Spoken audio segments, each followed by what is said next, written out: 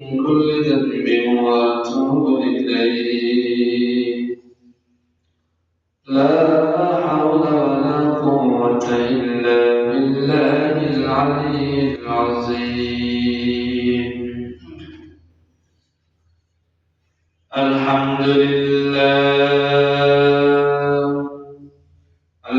لله الذي جعل الشمس والقمر بحسبان والنجم والشجر يسجدان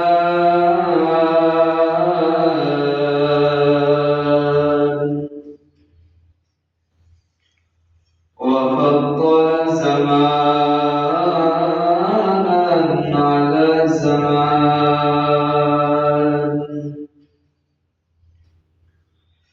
ونشهد أن لا إله إلا الله وحده لا شريك له. أعوذ بالله من الشيطان الرجيم. بسم الله الرحمن الرحيم. حافظوا على الصلوات والصلاة الوسطى وقوموا لله قانتين.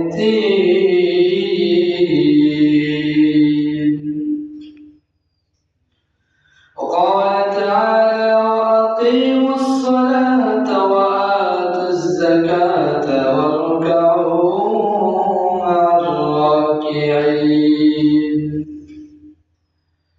عن أبي هريرة رضي الله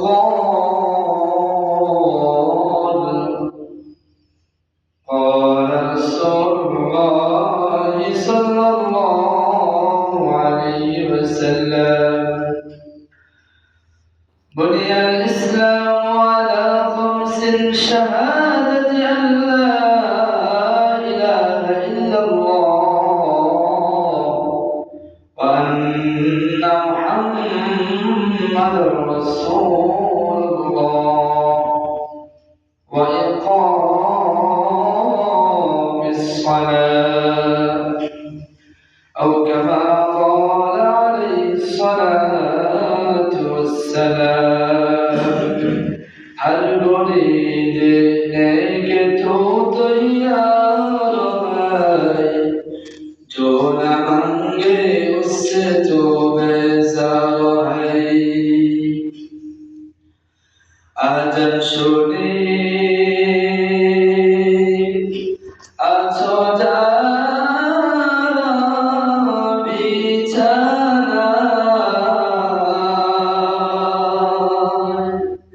তাদের জন্য কাঁদেন নবী মদিনায়, তাদের জন্য কাঁদেন নবী মদিনায়। সে নবীর জন্য কি একটু মায়া লাগে না? ওরে উম্মত মসজিদে গেলেন আসো না, হায়রে উম্মত নামাজে গেলেন আসো না।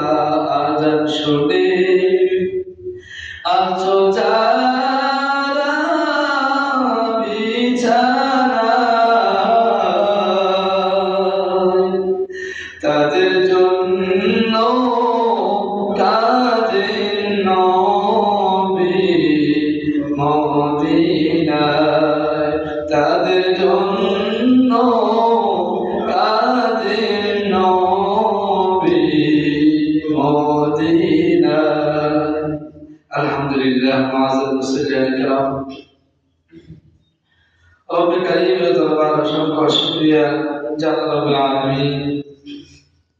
সমস্ত কাজ থেকে পারে করে আল্লাহর মহান হুকুম জুমার নামাজ আদায়ের উদ্দেশ্যে আল্লাহ করে আসার বসার তৌফিক দান করেছেন।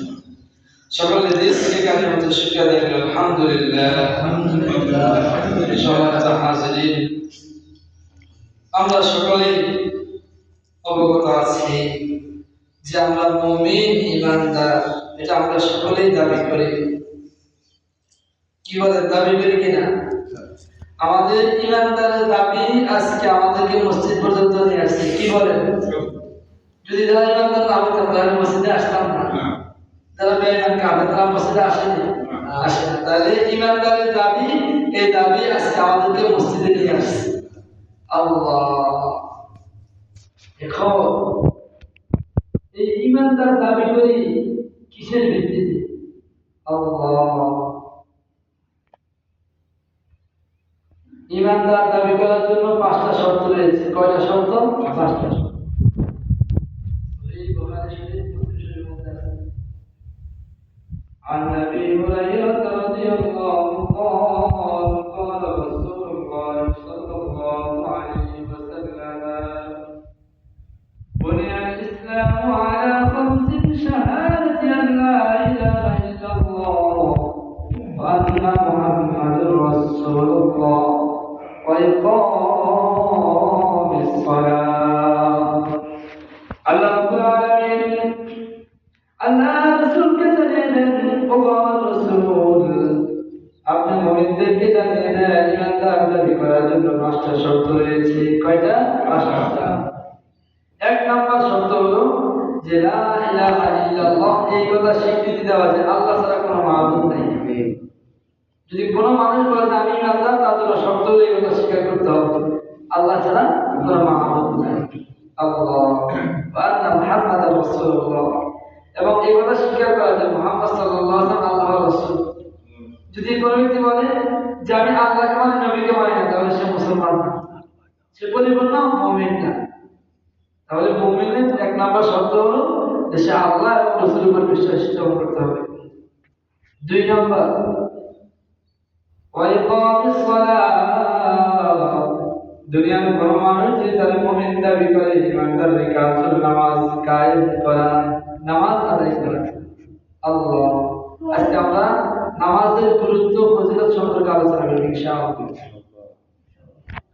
সূরা বাকারা আয়াত নম্বর 236, আল্লাহ তাআলা বলেন, বিসমিল্লাহির রহমানির রহিম, হাফিযু আলাস সালাওয়াতি ওয়াস সালাতিল উসতা ওয়া কুমু লিল্লাহি কানিতিন।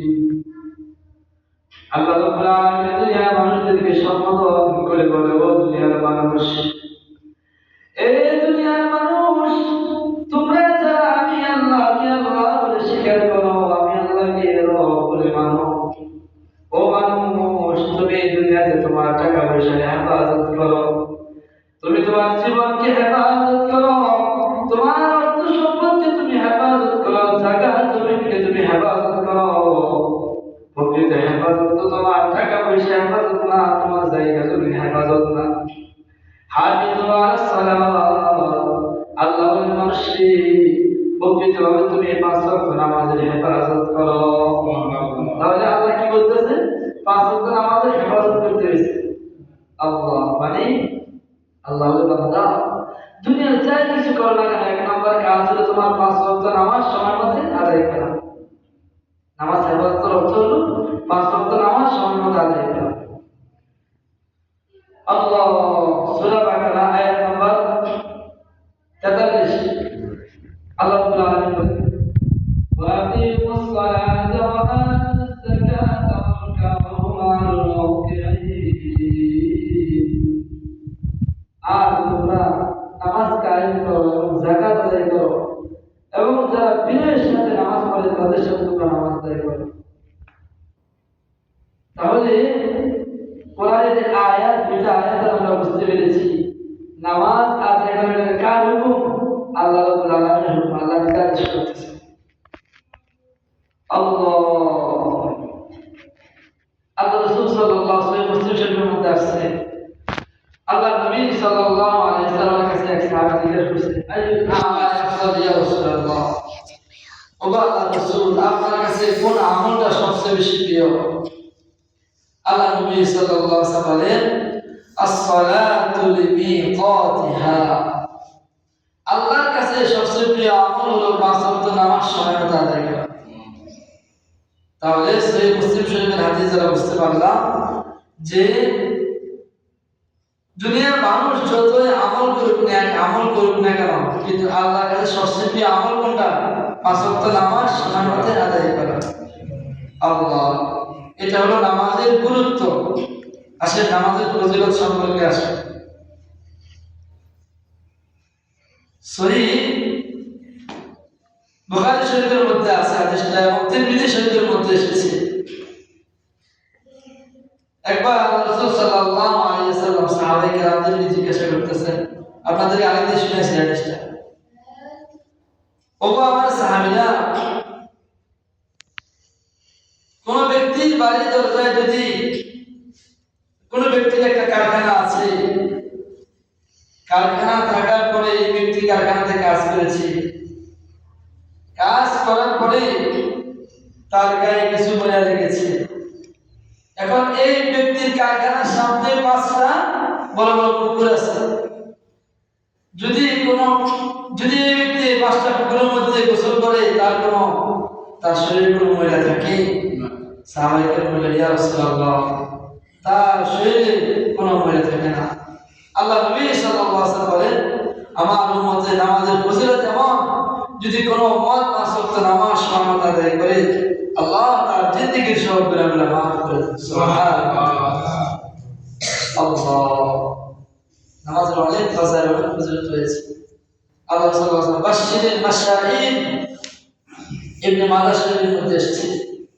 আল্লাহ রাসূল বলেন ও আমার সাহাবীরা ওই ব্যক্তিদেরকে সুসংবাদ শুনিয়ে দাও যারা অন্ধকারে মসজিদে যায় মসজিদে আবাদ করে কিয়ামতের দিন আল্লাহর পক্ষ থেকে তাদেরকে নূরের সুসংবাদ শুনিয়ে দাও সুবহানাল্লাহ অর্থাৎ যারা অন্ধকারে মসজিদে গমন করবে কিয়ামতের দিন ওই নামাজ ওই মসজিদে যাওয়া তার জন্য নূর হয়ে যাবে সুবহানাল্লাহ হাদিসের ব্যাখ্যায় এসেছে এই নামাজ তার জন্য নূর হয়ে তারা কি করবে কয়েকটা ব্যাখ্যা এসেছে একটা ব্যাখ্যা হলো এই নামাজ রাহবার হয়ে তাকে জান্নাতে পৌঁছে দেবে সুবহানাল্লাহ আরেক ব্যাখ্যা হলো এই ব্যক্তি জান্নাতে যাওয়ার সময় ফুলসিরাত হবে বিভিন্ন বাধা আসবে জান্নাতে ঢোকার জন্য চাবি লাগবে দরজা থাকবে তালা থাকবে চাবি লাগবে কি বলে কোনো ঘরে ঢুকতে হলে তালা লাগে কিনা চাবি লাগে কিনা আল্লাহ ইমানদার যখন জান্নাতে ঢুকবে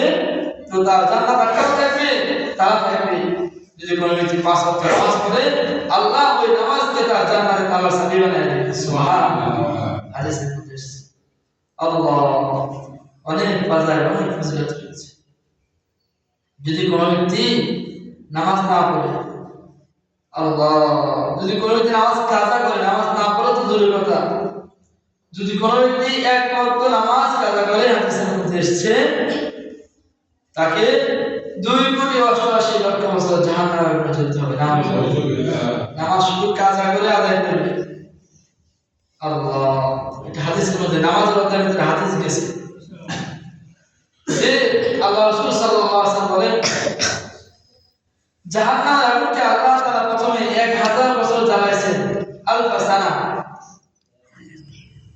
1000 বছর আল্লাহ তাআলা জ্বালাইছেন জ্বালাইতে এই জাহান্নামের আগুনটা পুরো একবারে লাল হয়ে গেছে টকটকে লাল হয়ে গেছে এরপরে আল্লাহ রাব্বুল আলামিন আবার 1000 বছর জাহান্নামের আগুনকে জ্বালাইতে এই আগুন সাদা হয়ে গেছে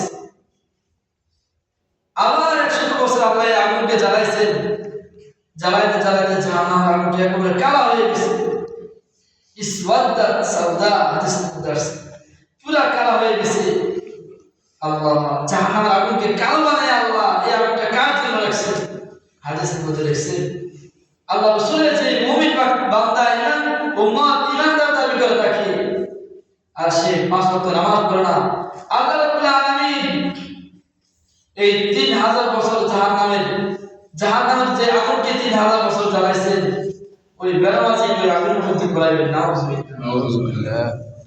প্রথমে আল্লাহ উত্তপ্ত করে লাল করছে আগুনকে, তারপরে সাদা করছে, তারপরে একবার অন্ধকার কালো বানাইছে আগুন। এই আগুনের মধ্যে জাহান্নাম বেনামাজিদেরকে আল্লাহ করেছে। আল্লাহ, বেনামাজির কি শাস্তি! মুসলিম শরীফ হাদিসগুলো খুললে দেখা যায়, যখন বেনামাজিকে কবরে রাখা হবে তখন 70 গজ লম্বা একটা সাপ আসবে, তার পুরো শরীরকে পেঁচাইবে, পেঁচাইয়া তার মাথার সামনে ছোবল মারবে, এমন জোরে একটা কামড় মারবে সে 70 গজ নিচে চলে যাবে। এভাবে যে ব্যক্তি জোহরের নামাজ পড়ে নাই, যে ব্যক্তি ফজরের নামাজ পড়ে নাই, তাকে ছোবল মারতে মারতে জোহর পর্যন্ত মারে। যখন জোহর রক্ত আসবে, সাপ বলবে, শোনো, আমি হইলাম তোমার ফজরের নামাজ না পড়ার বদ আমল, ফজরের নামাজ না পড়ার বদ আমল। আল্লাহ, এভাবে জোহর পর্যন্ত তাকে সবল ধ্বংসন করতে থাকবে। আবার যখন জোহরের নামাজ না পড়ছে তখন এভাবে আসর পর্যন্ত ধ্বংসন করবে, বলবে আমি তোমার আসরের নামাজ না পড়ার বদ আমল। আল্লাহ, এই জন্য তো আল্লাহ বলেন, ইন্নাল্লাযীনা কাফারু লান তুগনি আনহুম আমওয়ালুহুম ওয়ালা আওলাদুহুম মিনাল্লাহি শাইআ ওয়া উলাইকা হুম ওয়াকুদুন নার। আল্লাহ তাআলা নিশ্চয় যারা অস্বীকার করেছে, যারা আমার হুকুম পালনার্থে সীমা লঙ্ঘন করেছে, আজকে কিসের বাহাদুরি দেখাইতেছে? আল্লাহ নিজে বলবেন তাদের ধন সম্পদ কোনো কাজে আসবে না, ওয়ালা আওলাদুহুম, সন্তান সন্ততি কোনো কাজে আসবে না, মিনাল্লাহি শাইআ, রবের দরবারে, আউলাইকা হুম ওয়াকুদুন নার। আল্লাহ বলেন, দুনিয়ার মানুষ শুনো, দুনিয়ায় তুমি একটা গাছ লাগাও, ওই গাছে যদি ফল না দেয় 1 বছর 2 বছর 3 বছর ধৈর্য ধারণ করে, অনেকদিন পরে আশেপাশে সব গাছগুলো ফল দেয়, আম গাছটা ফল দেয়, এর কোনো কাজেই লাগবে না, এটা ভুলে বেকার, মাটিটাই নষ্ট করছে। এটা কি করা যায়? কেটে আগুনের মধ্যে জ্বালায় দেবে, একটা কাজ আছে, এর একটা কাজ আছে। কি কাজ? তাকে রাখবে না আগুনে জ্বালানো। কি বলেন? বলি কি না অনেক সময়? আল্লাহ, আউলাইকা হুম ওয়াকুদুন নার। আল্লাহ রাব্বুল আলামিন দুনিয়ার মানুষদেরকে সম্বোধন করে বলে, ও দুনিয়ার টাকাওয়ালা, দুনিয়ার মানুষ, দুনিয়ার সম্পদওয়ালা, আমি আল্লাহ দুনিয়াতে পাঠিয়েছি আল্লাযী খালাকাল মাউতা ওয়াল হায়াতা লিয়াবলুয়াকুম আইয়ুকুম আহসানু আমালা ওয়া মা খালাকাতুল জিন্না ওয়াল ইনসা ইল্লা লিয়াবুদুন। রব্বুল মানুষকে আমি আল্লাহ তোমাদের দুনিয়াতে পাঠাইছি, আমি আল্লাহ ইবাদত করার জন্য, সাথে সাথে ধন সম্পদ কামাই করার জন্য। কিন্তু বান্দা, দুনিয়াতে যাইয়া তুমি, ও দুনিয়ার মানুষ, দুনিয়ার ধন সম্পদের মোহায় পাগল হইয়া, অর্থ সম্পদের মোহায় পাগল হইয়া আমি আল্লাহর হুকুম পালন করো না। ওই দুনিয়াতে যে গাছটা ফল দেয়, ওই গাছ যেমন তোমার কাজে আসে নাই, তুমি নাফরমান বান্দা, আজকে কিয়ামতের ময়দানে আমি আল্লাহর কোনো কাজে আসবে না। আমি আল্লাহর জান্নাতে তোমার জন্য না রে বান্দা, এত সুন্দর করে জান্নাত বানাইছি, ওই জান্নাত তোমার মতো নাফরমানের জন্য না, তুমি আজকে আমার কোনো কাজে আসবে না। তাহলে বলো, আজকে তোমার জন্য কি আছে? 2টা জিনিস বানাইছি, একটা জান্নাত আর একটা জাহান্নাম। যেহেতু জান্নাতে তোমার কোনো কাজ নাই, তাহলে তোমার স্থান কোথায়? জাহান্নামে। আল্লাহ, দুনিয়ায় যে গাছ ফল দেয় না, ওই গাছের কাজ যেহেতু চুলার লাকড়ি হয়ে যায়, ওই গাছটা যেমন চুলার লাকড়ি হয়ে যায়, আজকে তুমি আমার হুকুম পালন করো না, আজকে তোমাকে আমি লাকড়ি বানাবো জাহান্নামে। এই জন্য আল্লাহ বলেন, আউলাইকা হুম ওয়াকুদুন নার। ও দুনিয়ার নাফরমান, দুনিয়াতে অর্থ সম্পদের বাহাদুরি দেখাইছো, দুনিয়াতে টাকাওয়ালা মনে করছো, অনেক বড় শক্তিশালী মনে করছো, কিন্তু আমি ওর হুকুম পালন করো না, আমি